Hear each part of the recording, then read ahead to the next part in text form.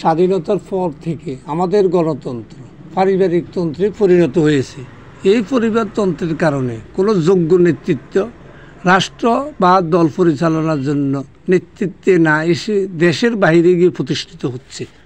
এই পরিবারতন্ত্রে একে অপরের অতীত ভবিষ্যৎ নিয়ে যে সমালোচনা করে তার এক ভাগ যদি দেশ ও জাতির জন্য করতে পারত তাহলে কথাই ছিল না।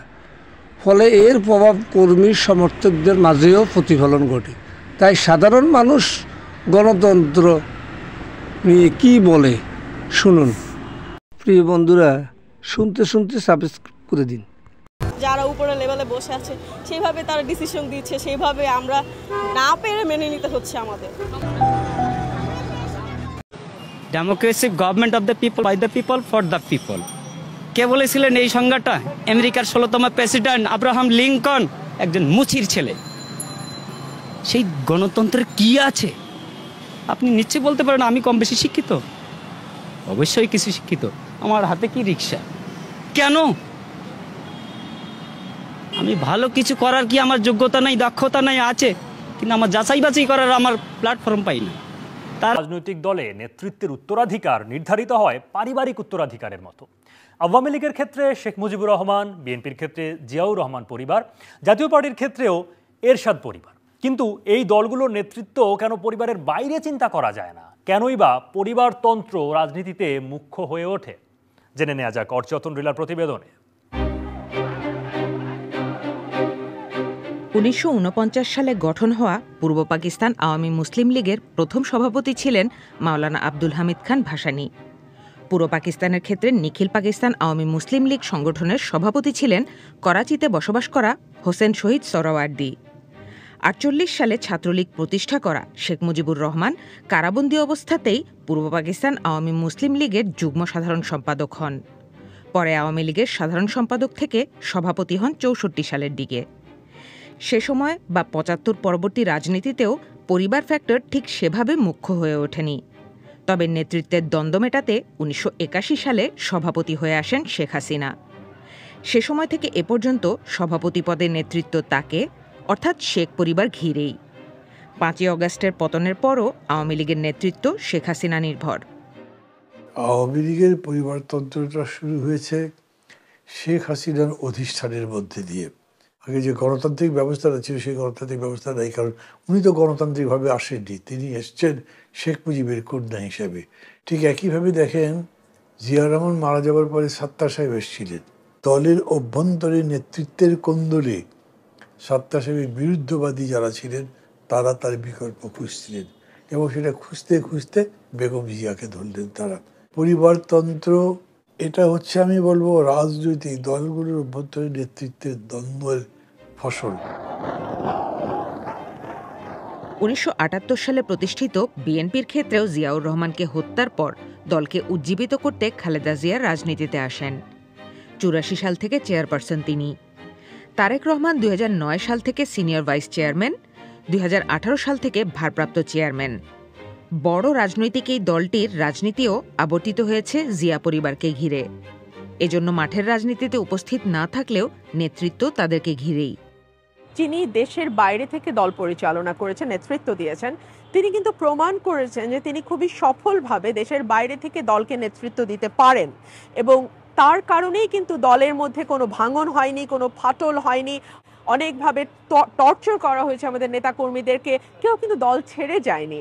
সো তাকে তো এই কৃতিত্বটা দিতে হবে, জনাব তারেক রহমানকে তো এই কৃতিত্ব দিতে হবে, এবং দেশনেত্রী বেগম খালেদা জিয়ার নামের কারণেই কিন্তু দলটা ঐক্যবদ্ধ ছিল অনেক বেশি।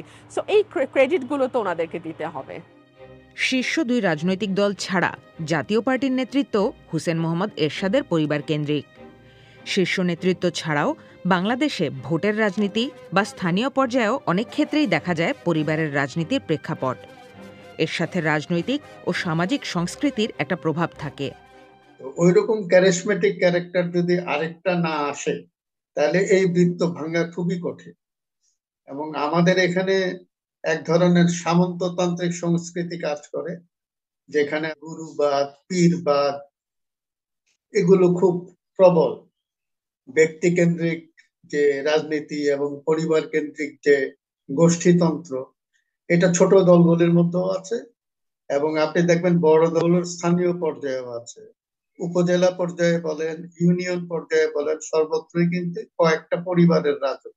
এটাও আসলে এই যে আমাদের পীরবাদী যে সংস্কৃতি তারই প্রতিফলন। পরিবারতন্ত্রের পেছনে একই সাথে নেতৃত্ব পর্যায়ে থেকেও সদিচ্ছার প্রসঙ্গ উঠে আসে। পার্শ্ববর্তী দেশ কংগ্রেসে ওটা তো ইন্দিরা পরিবার বা নেহরু পরিবার, গান্ধী পরিবার যেভাবে বলেন সেরকম করে আসছিল, কিন্তু মাঝে তো মনমোহন সিং আসতে পারলেন না। কেন? সোনিয়া রাজি হলেন না।